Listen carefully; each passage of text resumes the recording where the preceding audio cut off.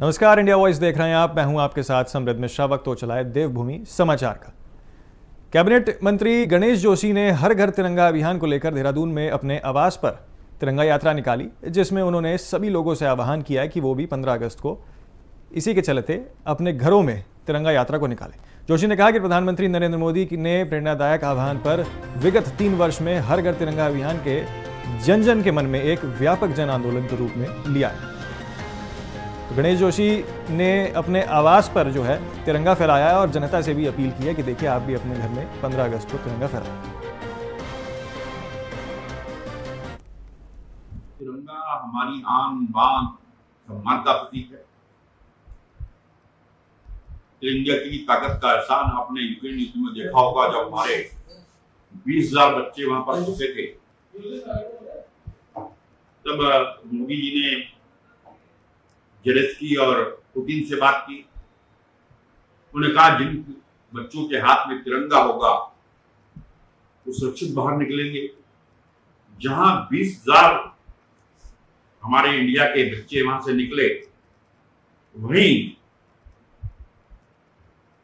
Bangladesh, Bhutan, Burma, Nepal के बच्चों ने भी झंडा हाथ में लिया और वहां से सकुशल निकले। एक समय यह था जब 15 अगस्त आता था, लोग इंतजार करते थे 15 अगस्त आएगा, छुट्टी होगी, हम पिकनिक मनाने जाएंगे। लेकिन मोदी जी ने आज लोगों के अंदर एक राष्ट्र भाव की भावना भरी।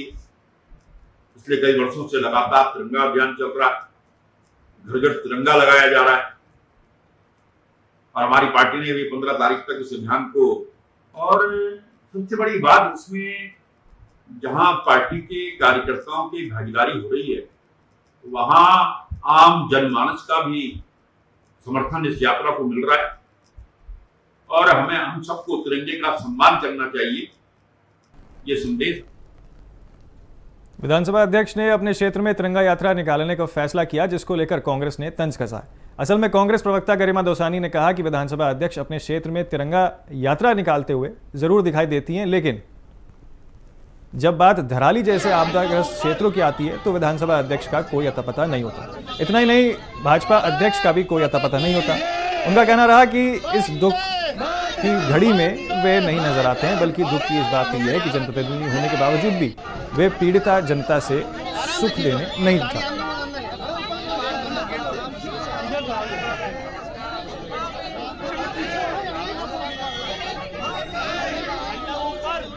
तिरंगा यात्रा निकालने में कोई बुराई नहीं है। 15 अगस्त आ रहा है और पूरा देश जो है देशभक्ति में और राष्ट्र प्रेम में ओतप्रोत दिखाई देगा।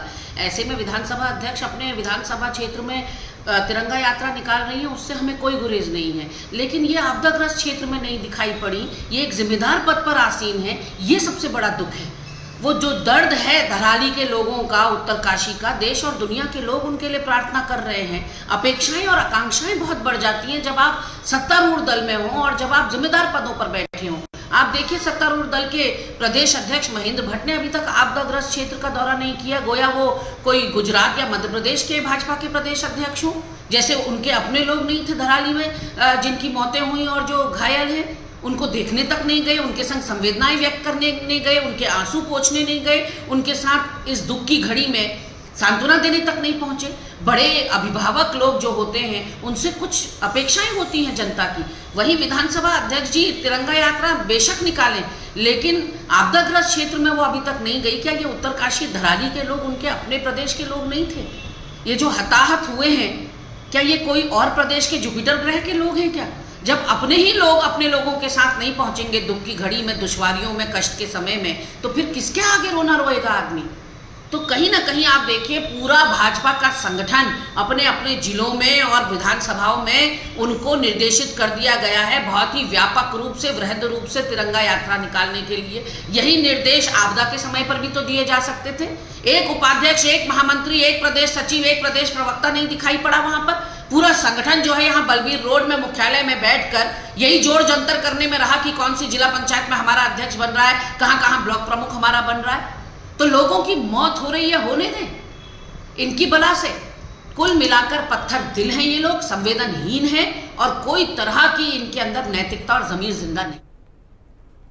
कांग्रेस नेता राहुल गांधी ने चुनाव आयोग पर गंभीर आरोप लगाते हुए जो बड़ा खुलासा किया है, जिसको लेकर बीजेपी राहुल गांधी को घेरने का काम कर रही है। वहीं रुड़की में कांग्रेस महानगर के अध्यक्ष राजेंद्र चौधरी ने चंद्रशेखर चौक पर भारतीय चुनाव आयोग का पुतला फूका और बोले कि इलेक्शन कमेटी द्वारा किए गए इस मामले के लेकर भारतीय जनता पार्टी ने इलेक्शन जीतने का काम किया है, जिसको लेकर कांग्रेस पार्टी में भारी विरोध देखने को मिल रहा है।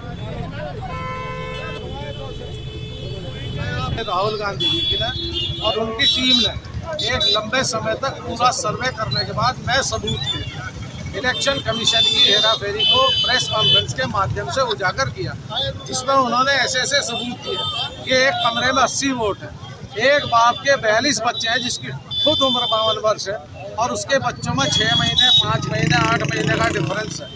तो इन सब बातों को लेकर और एक आदमी की 3-3 4-4 जगह वोट है और वो 2-2 3-3 जगह उस वोट का इस्तेमाल कर रहा है। इलेक्शन कमीशन द्वारा जारी किया गया वोटर आईडी कार्ड उसे बिहार में स्वीकार नहीं कर रहे हैं और उसी कार्ड को कर्नाटक में जो है वो स्वीकार कर रहे हैं और एक आदमी की 4-4 वोट बना रहे हैं। तो इन सब बातों को लेके हमने इलेक्शन कमीशन ने जो ये नाइंसाफी की है, देखो इलेक्शन कमीशन एक संवैधानिक संस्था है जो संविधान के अंतर्गत बनी है।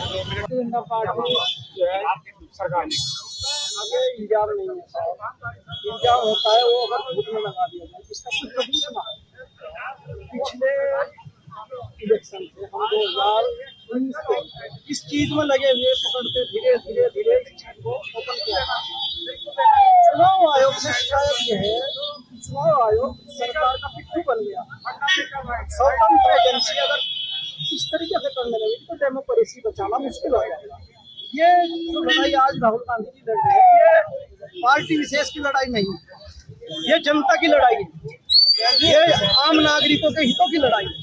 अगर वोट चोरी करके फर्जी वोट से सरकारें बनने लगेंगे या कैंडिडेट जीतने लगेंगे तो ये तो डेमोक्रेसी खत्म करने वाली बात है। हमारी लड़ाई यही है कि वोट चोरी कम होनी चाहिए। वो किसी भी उसमें कोई जीतता हो या हारता हो, उसमें राहुल जी ने ये नहीं कहा कि कांग्रेस जीतती है या कांग्रेस हारती है। ये लड़ाई आम जनता की लड़ाई है, आम लोगों के हितों की लड़ाई है, इसलिए इसमें आम जनता को जुड़ना पड़ेगा। केदारनाथ में पुनर्निर्माण के कार्यों में हीरो की भूमिका अदा करने वाले कर्नल अजय कोठियाल को एक और जिम्मेदारी यहां पर सौंपी गई है। मुख्यमंत्री पुष्कर सिंह धामी ने कर्नल अजय कोठियाल को धराली के पुनर्निर्माण कार्यों की जिम्मेदारी सौंपी है। इसी क्रम में हमारे संवाददाता अभय कैंथोना ने राज्य मंत्री अजय कोठियाल से खास बातचीत की है। देखिए, में जो आपदा आई है वो आपदा बहुत बड़ी आपदा कही जा सकती है। उस आपदा से कैसे उभरा जा सकता है उसके लेकर मुख्यमंत्री पुष्कर सिंह धामी ने एक बड़ी जिम्मेदारी कर्नल अजय कोठियाल जी को सौंपी है। राज्य मंत्री हैं, लेकिन केदारनाथ पुनर्निर्माण का जो उनका अनुभव है उस अनुभव को फिर से एक बार लाने की कोशिश यहाँ पर की जाए। हमारे साथ बातचीत करने के लिए सर, मुख्यमंत्री जी से आप मिले, बड़ा एक निर्णय मुख्यमंत्री जी ने लिया, बड़ी जिम्मेदारी आपको सौंपी है कि धराली में भी वही सब काम किए जाए जिस तरह से केदारनाथ रास्ते से उभरा गया। देखो, आपदाएं तो अभी आई चुकी है। अब तो मुख्यमंत्री जी खुद ही ग्राउंड पे इन्वॉल्व है। वहाँ पे वो जा करके लोगों को सबसे पहले तो यही हौसला दे रहे हैं कि पूरी सरकार साथ में है। आपदा का कंट्रोल हमारे ऊपर नहीं है, लेकिन आपदा के बाद तो कंट्रोल है कि कैसे चीज़ों को तेज कर सकते हैं। उसमें उन्होंने हमको भी कुछ चीज़ें बताई, अपनी प्राथमिकताएं बताई कि वहाँ पे जो लोग ख़त्म हो चुके हैं उनको ढूंढने का एक हमारा सबसे बड़ा जिम्मा बनता है। उसके बाद में कैसे यात्रा दोबारा शुरू हो उसका जिम्मा बनता है।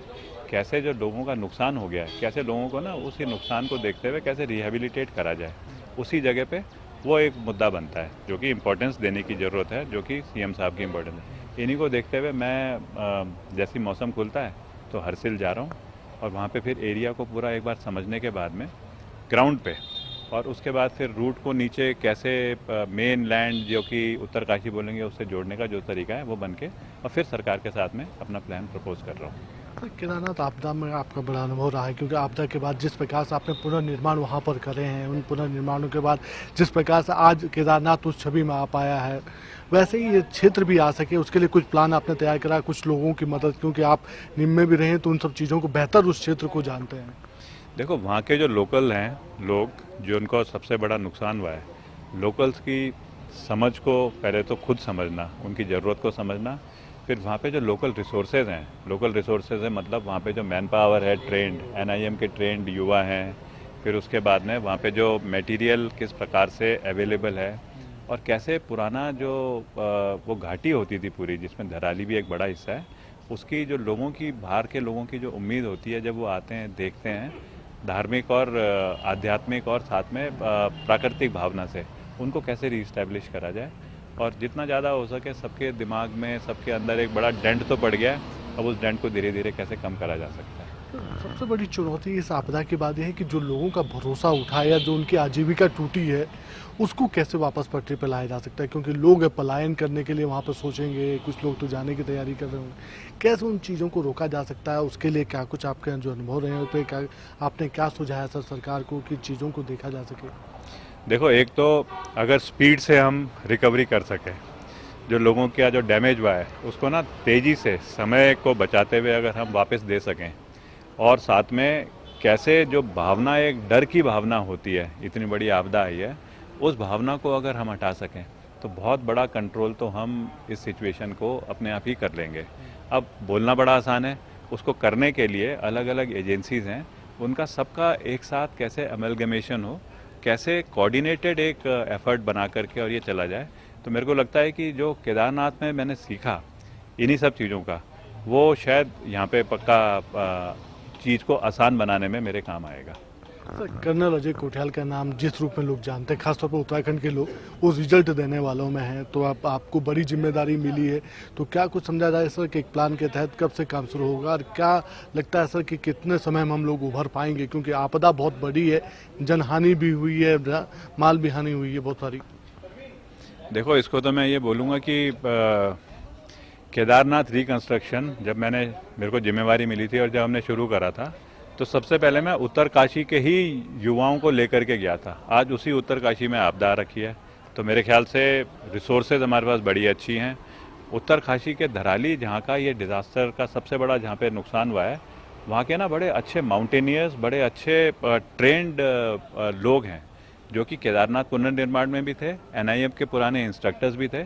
इन सबको इन्वॉल्व करके एक अच्छा प्लान, टाइम रिड्यूस करके, तरतीब को सही बना करके वापस उसी घाटी को उस शेप में लाने के लिए जरूर कामयाब बनाएगा।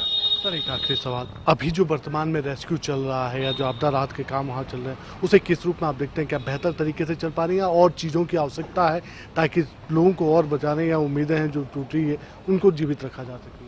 देखो, रेस्क्यू का काम तो चल रहा है बिल्कुल ठीक, खाली ये है कि रेस्क्यू में जो अलग अलग एजेंसीज हैं उनको और एक साथ कंसोलिडेट होकर के अगर रिस्पॉन्सिबिलिटीज़ में लगाया जाएगा तो चीज़ें ना और तेज़ी से होंगी।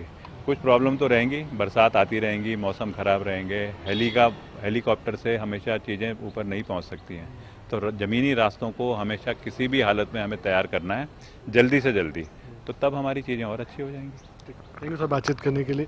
बिल्कुल, कर्नल अजय कोठियाल जी ने साफ तौर पर कहा है कि जो जिम्मेदारी उन्हें मिली है इस आपदा के बाद, जो बड़ी जिम्मेदारी उन्हें मिले, उस जिम्मेदारी का पूर्णतः निर्वहन करेंगे और एक ऐसा प्लान तैयार करेंगे कि इस थराली आपदा में भी उसी तरीके से उभरा जा सके जैसे केदारनाथ आपदा से उभरने का काम उत्तराखंड ने किया था। कैमरामैन सुनील साथ, अभय Kainthura, India voice, Dehradun. Bharatiya Janata party ने टिहरी गढ़वाल के जिला पंचायत अध्यक्ष पर प्रत्याशी को बदल डाला और बदलने की सूचना जो है वो जारी की है, जहां वर्तमान अध्यक्ष सोना सजवान की जगह इशिता सजवान को बीजेपी ने अध्यक्ष पद के लिए चुना है। आपको बता दें, हालांकि पूर्व में बीजेपी ने सोना सजवान को किया था अधिकृत प्रत्याशी के रूप में घोषित, लेकिन अब उन्होंने इस सीट से जो प्रत्याशी है उसको बदल दिया।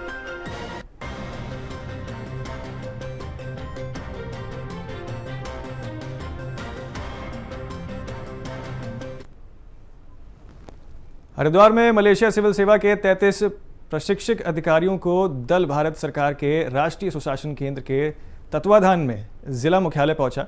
वहीं विकास भवन में जिलाधिकारी, मुख्य विकास अधिकारी और जिला प्रशासन ने पुष्प गुच्छ और गंगा जल भेंट कर उनका स्वागत किया। कार्यक्रम में जिलाधिकारी ने प्रशासनिक कार्यों, अधिकारी शक्तियों और साथ केंद्र और राज्य सरकार की जन कल्याण योजनाओं की जानकारी दी है। इसी के साथ हरिद्वार की सांस्कृतिक, धार्मिक विशेषताओं के साथ ही आपदा प्रबंधन की चुनौतियों पर भी प्रकाश डाला गया।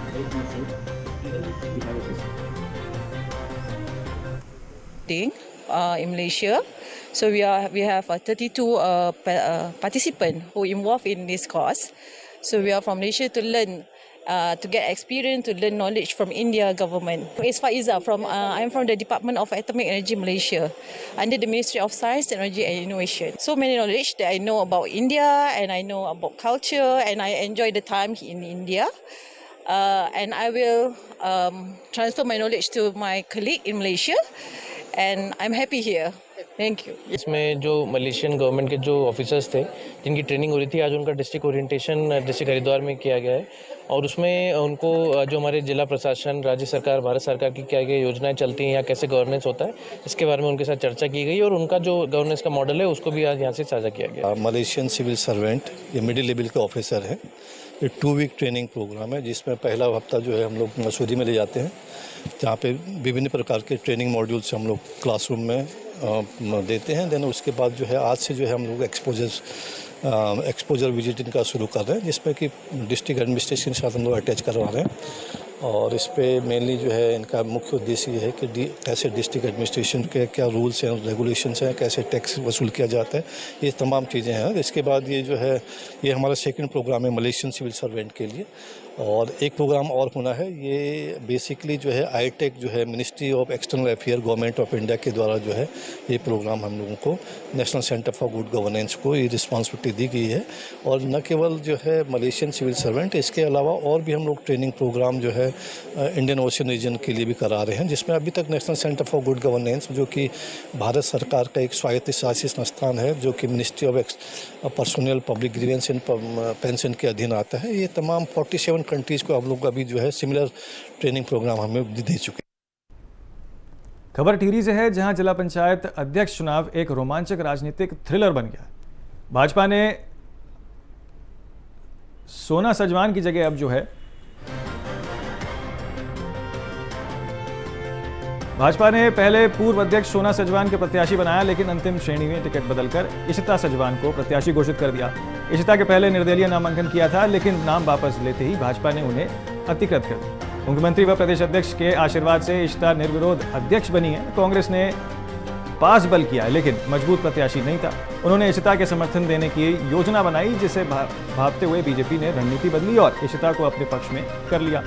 इससे कांग्रेस दांव खेलने से चूक गई है। इशिता पहली बार राजनीति में उतरी हैं और बड़ी जीत उन्होंने इस बार दर्ज की।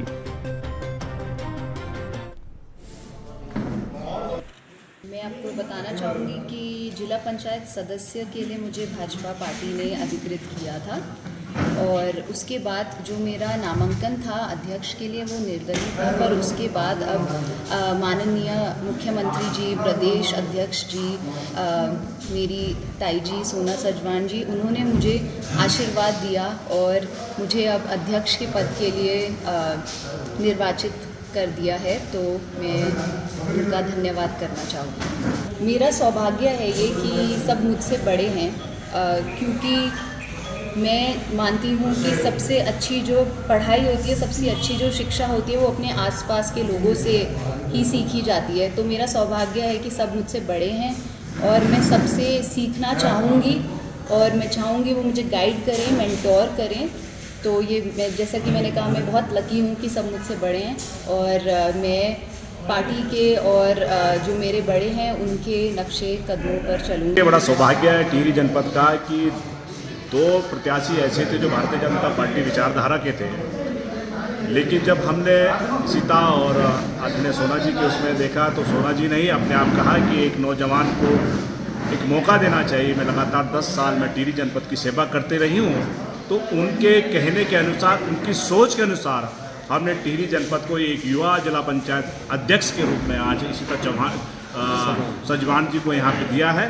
तो जो सोच थी सोना सजवान जी की कि मेरे 10 साल के बाद लगातार कार्य सेवा जो यहाँ पे रही है, 10 साल के बाद एक नौजवान को यहाँ पे एक मौका देना चाहिए, तो मैं बहुत बहुत साधुवाद और बहुत बहुत धन्यवाद देना चाहता हूँ सोना सजवान जी का, माननीय अध्यक्ष जी का, माननीय प्रदेश के मुख्यमंत्री जी का। यही एक नेतृत्व का हमारा। खबर रुड़की से है, जहां के गणेशपुर में बाइक सवार युवकों ने व्यापारी को गोली मार दी, जिससे क्षेत्र में हड़कंप मच गया।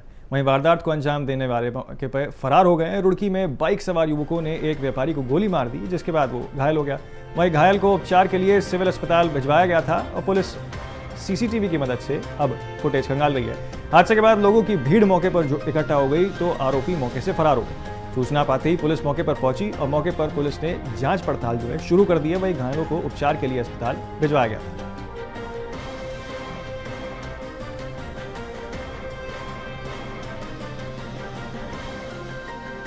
मैं तो कैमरे के लिए गया था, एक कैमरा बाहर लग जाए इसलिए मार्केट गया था। बेटा बैठा हुआ था, 3 प्लम्बर बैठे हुए थे, हमारी बाजी का लड़का बैठा हुआ। एक विवाद चल रहा है पिछले 4-5 महीने पहले उस लड़के ने जिसने आज फायर की है, वो उधर शक्ति विहार कॉलोनी झील के पास जो पेड़ है वहाँ पे भी उसने फायर किए थे। मैंने थाने में उसकी रिपोर्ट भी की थी, उसमें कोई कार्रवाई नहीं हुई थी। उसके बाद अभी 10 दिन पहले एक केस हुआ है, केस में भी हमारा बेटा जेल गया है। उसके बाद पिस्टल पकड़ा गया था, पुलिस ने हमें जेल भेजा था। उसके बाद आज फिर उसने लगभग 2:24 जो कैमरा वीडियो दिखा रहा है उसने डायरेक्ट फायर की है, जिसमें बेटे को गर्दन पे, मुंह पे, हाथ पे छर्रे लगे हैं। दूसरा प्लम्बर है उसको भी छर्रे लगे हुए हैं। सर इसका नाम अक्षित उप शिकारी है, मुंडलाना गांव का रहने वाला है। छर्रे एक मिस्त्री है जी हमारा दुकान का, उसको लगे और बेटे को लगे हुए। निखिल कुमार तो बेटे का नाम है और मोनिस प्लम्बर का नाम है जो हमारा मिस्त्री। विवाद क्या है जी? बस शुरू से ही चलता आ रहा, 4 महीने पहले से। किस बात को लेके? क्या केस है साहब, उसके आपको लेके चल रहा है। लड़की अपने घर है साहब। वो ये लड़का जो है अक्षित, उस लड़की को लेके चले गया था। जो लड़की जिसकी बहन है वो मेरे बेटे का दोस्त है। खबर सल्ट से है, जहां कांग्रेस के पूर्व विधायक रंजीत रावत के लिए पंचायत चुनाव एक नई खुशखबरी लेकर सामने आया। दरअसल यहां पंचायत चुनाव में सल्ट ब्लॉक प्रमुख के पद पर उनकी पुत्र वधू कंचन रावत निर्वाचित हुई हैं, जबकि पुत्र विक्रम रावत ज्येष्ठ प्रमुख पद के लिए निर्वाचित हुए। वहीं अब सल्ट ब्लॉक की जनता का आभार प्रकट करते हुए विधायक रंजीत रावत ने कहा कि पहले जनता का फैसला और अब निर्विरोध सदस्यों को फैसला क्षेत्र के विकास को और आगे बढ़ाएगा।